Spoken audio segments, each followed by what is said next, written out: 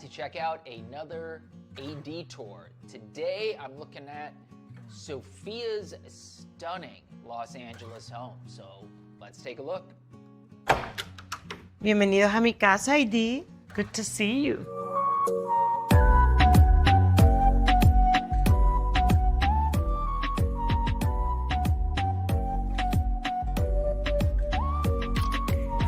This is my dining room, my formal dining room. It's one of my favorite rooms in the house, definitely because of the detail.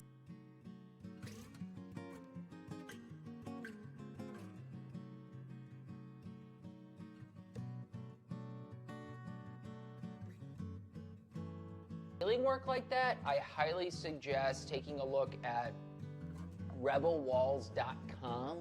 They have a fantastic assortment of different really fun wallpapers, and it can kind of give you the same vibe.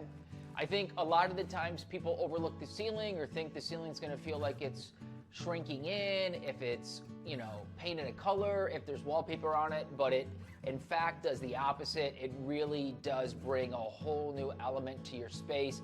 I personally am going to wallpaper the den ceiling in my home. I cannot wait to do it. It's unexpected and it's super fun.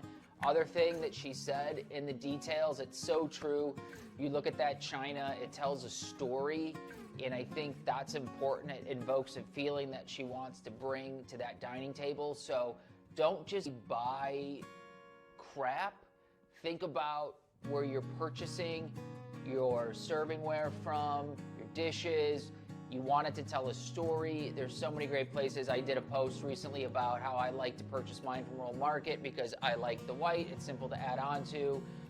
But any store generally will carry a line of something, and it's easy to, be cohesive in that.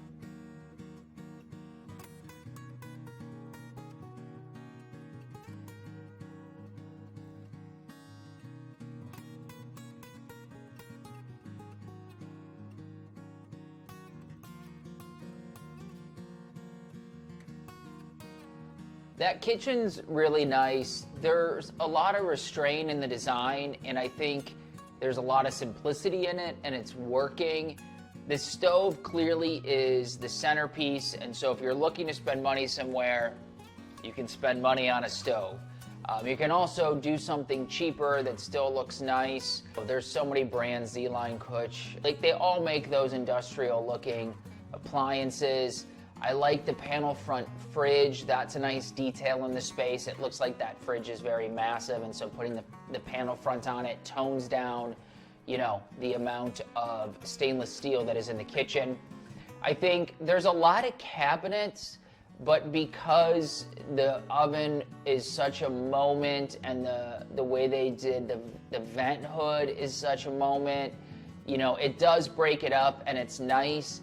I personally like to kind of vary the, cabinet shelves, maybe play with a bit of different cabinet front types, but every once in a while I see a kitchen done like that, and I think there is beauty and simplicity. So if you like this kitchen, remember when you're building yours out to just stay the course and not get distracted by fads or by trends or different finishes. Just stick to simplicity and it will work for you.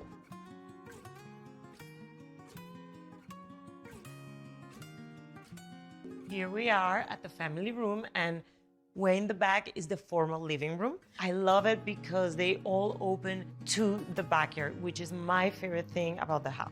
That room is great. I personally don't think I could live in that much white wall space, but it's working. And I think if you're somebody that loves this, there's a few key takeaways. And one is vintage furniture. There's a lot of pieces in there that feel, old world, that feel lived in.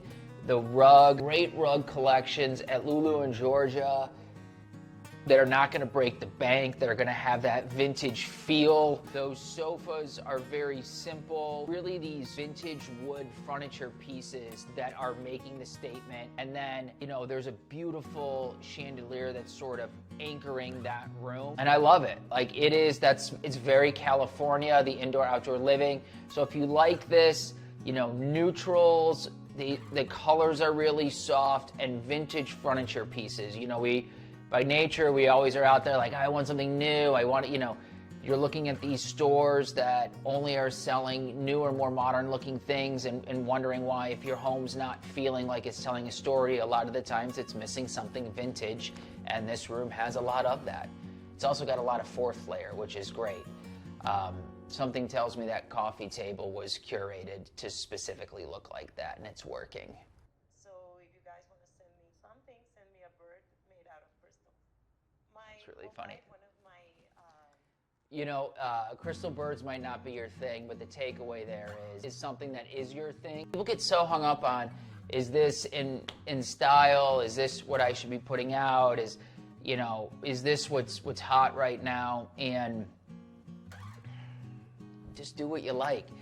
It's things will come and go, and if you like it, it will last forever for you. And this one is one of the most important corners of the house. Where are you? Here. Is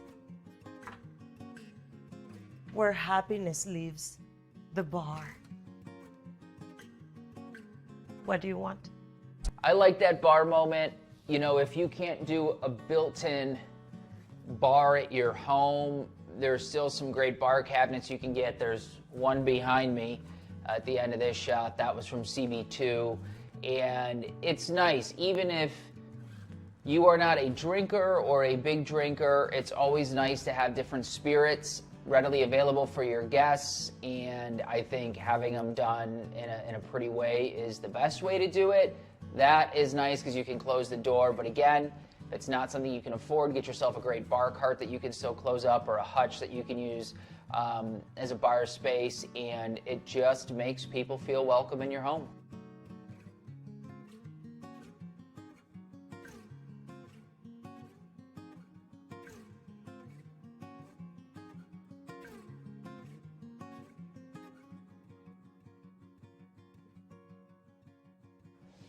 In Southern California, we are lucky enough to spend a lot of our time outdoors. And, she treated this outdoor space like she would the inside of her home. It's another dining room, it's another living room.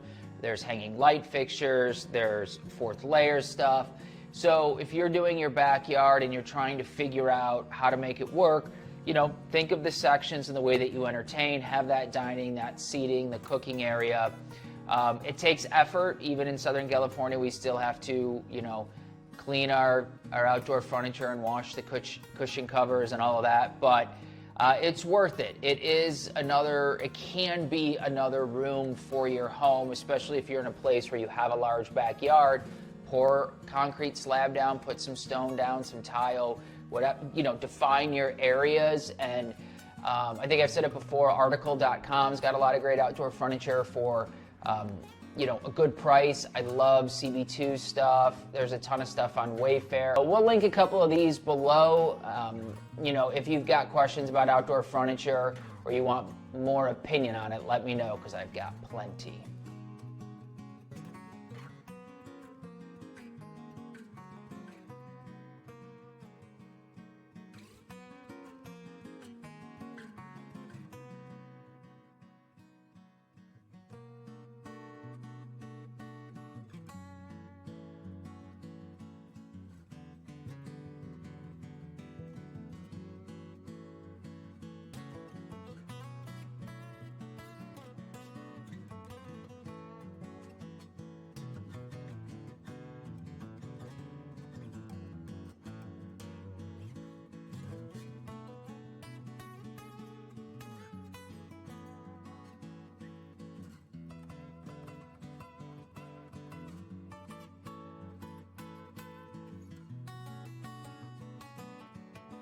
You can see it outside, you can see it in her living room, now you see it in her bedroom. There's a theme here, and it's like that washed white linen, the slip covers, everything is very tonal, and it's a hard thing to accomplish, because when you're doing your home, A lot of the times you'll want to veer off, you'll get distracted by some piece of furniture that you like. And it's just like if you're building out a wardrobe or a new look that you want with your home, it's like make the list of the goals of what you want, how you want it to feel, and go back to that every time you find something new and see, is this fitting the theme that I want, or is it just something that's catching my eye in the moment? And take your time, because this is, while very simple to the naked eye, it's a really difficult thing to accomplish. So, make your list, search, hunt for the furniture. You want to find good fabrics, especially if you're going for this whitewashed, airy look. You want them to wear well. I loved working with O'Hara. She kind of saved my life because I was like in a little of a crossroads. It's either I'm gonna hate this house or I'm gonna love this house. What am I gonna do? I don't wanna move in here because I don't think things are coming out the way I wanted. So finally I found her and she helped me unravel everything that was wrong with the house. I always say, hire a professional, and it's not just because I am one, but there's things that we will see or we will know, and part of it is it's what we love, part of it is we've done it a lot of times, and so we can see things that you can't see, and having a professional guide you and help you to know where to spend money and where to save money, I think is really important. So, comment or DM or reach out, because we'd love to help you.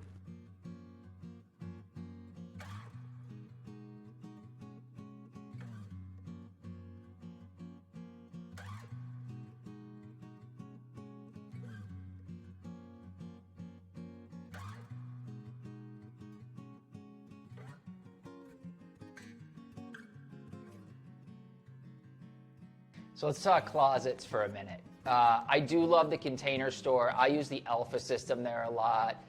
It's really well priced and you can customize any space with it. They have higher end lines as well if you want to do something like that. The takeaway for me, and it's the way that I live, is nothing in my closet is stuffed in. Every single thing has a place. When I take it out, I put it back, where it belongs. And I think if you can see the things that you have, A, you'll use more of it. B, if you don't use it, you'll realize it and you'll give it a second life to somebody who will use it. And C, you will probably refrain from mindlessly buying more and consuming for no reason. And so, do your closet. It is a space that you open daily. I think anything you interact with does play a part in your mood for the day. And so my wife likes to tease me, but my closet tells a story. There's a color palette, there's a simplicity to it. The same wood hangers, are evenly spaced, and it's just calming when I go in and I don't have to overthink what I'm doing. I also think if you're somebody who's lucky enough to have more bedrooms than they really need, I have seen people take bedrooms that are not used, that sit empty, or a second guest room that doesn't get used, turn it into a walk-in closet like that. You don't need to remodel your house. You can just take the room. It's going to be big enough. You can build out all the sides. You can put in a center island. You can decorate it. I have just a reach-in closet, but I still have things up that are decorative in there that make me smile. And so take some time and make some effort and maybe stop at the Container Store.